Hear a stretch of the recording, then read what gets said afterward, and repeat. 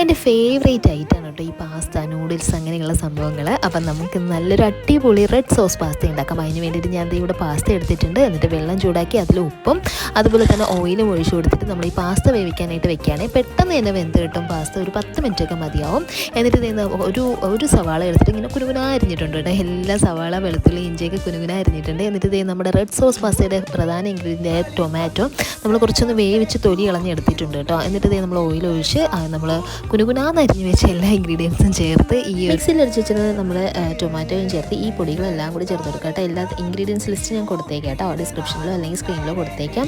അപ്പോൾ നമുക്ക് നല്ല അടിപൊളിയായിട്ടുള്ള റെഡ് സോസ് റെഡി ആയിട്ടുണ്ട്. അതിൽ ഞാൻ കുറച്ച് വെള്ളം അല്ലെങ്കിൽ പാലും കൂടെ ചേർത്ത് നിങ്ങൾക്കൊന്ന് ലൂസ് ആക്കാം കേട്ടോ. എന്നിട്ട് നമ്മൾ വേവിച്ച് വെച്ചിരുന്ന പാസ്തയും ചേർത്ത് കുറച്ച് ഫ്രഷ് ക്രീം കൂടെ ആഡ് ചെയ്ത് കൊടുക്കുകയാണ്. അധികം ചേർക്കേണ്ട. എന്നിട്ട് ഒരു സ്ലൈസ് ചീസും കൂടെ ചേർത്ത് കൊടുക്കുകയാണ്. നല്ല അടിപൊളി ക്രീമി ആയിട്ടുള്ള റെഡ് സോസ് പാസ്തയാണ്. നല്ല ടേസ്റ്റാണ് കേട്ടോ, മസ്റ്റ് ട്രൈ ആണ്.